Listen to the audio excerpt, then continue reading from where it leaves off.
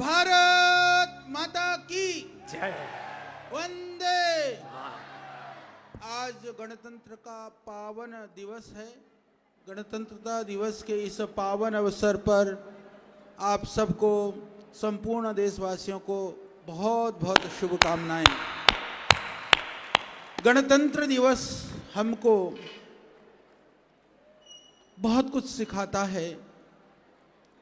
किस तरह से हमारे वीरों ने, शहीदों ने, क्रांतिकारियों ने, महापुरुषों ने अपने प्राणों की आहुति दे करके अपने जीवन को, अपने सर्वस्व को न्यौछावर करके हमारे सुख के लिए, आनंद के लिए हम अपने इस देश को वैभवशाली बनाएं, अपने लोगों को सुखहाल बनाएं और मानव जीवन का जो लक्ष्य है उसको प्राप्त हम कर सकें।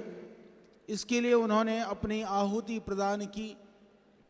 आज हम सब बैठ करके उन महापुरुषों को स्मरण कर रहे हैं, उनके बताए हुए मार्ग पर चलने के लिए संकल्पबद्ध हो रहे हैं। जीवन में जब जब कमजोरियां आए, जीवन में जब तमोगुण और रजोगुण छाए, तो उन वीरों को, उन शहीदों को, उन क्रांतिकारियों को, उन महापुरुषों को याद करना, जिससे कि कभी वो कमजोरी न आने पाए। तो आज का यह दिन उन सबको याद करते हुए अपने हिस्से की आहुति, किस राष्ट्र के निर्माण के लिए, इस देश को पुनः समृद्धशाली, वैभवशाली बनाने के लिए हम क्या अपना योगदान दे सकते हैं, किस तरह से सहयोग कर सकते हैं, इसके लिए विचार और चिंतन करने का यह क्षण है, अवसर है।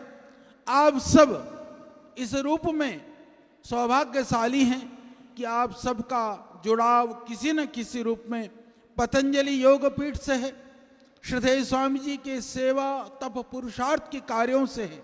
पतंजलि का जो लक्ष्य और उद्देश्य है, आप सब जानते हैं कि जिसके लिए, जिस स्वप्न को हमारे वीरों ने, क्रांतिकारियों ने देखा था, उस स्वप्न को पूरा करने का कार्य पतंजलि के माध्यम से हो रहा है।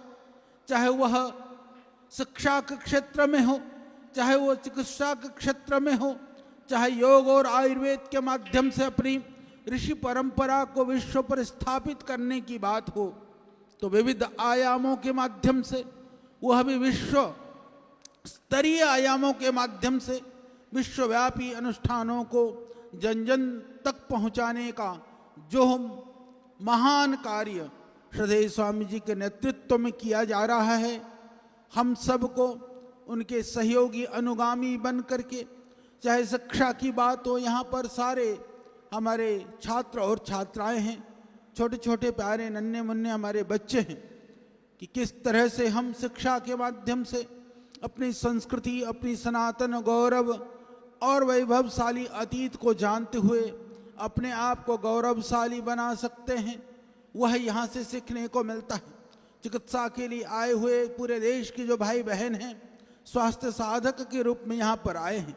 जब विदेशी चिकित्सा, विदेशी औषधियाँ, केमिकल जब समाप्त हो जाता है असर शरीर पर, देह पर काम करना, तब यहाँ पर आप आकर के उस सनातन के उन ऋषियों की विधाओं से अपने आप को नया जीवन, नूतन उत्साह, ऊर्जा को यहाँ से आप प्राप्त करते हैं।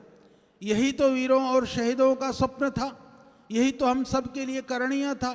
इसी तरह से सनातन के गौरव के लिए सैकड़ों सैकड़ों हमारे पूज्य सन्यासी, हमारे पूज्य साध्वियाँ और हमारे ब्रह्मचारी इस देश को आगे बढ़ाने के लिए, उनके लिए सेवा के लिए आगे बढ़ रहे हैं।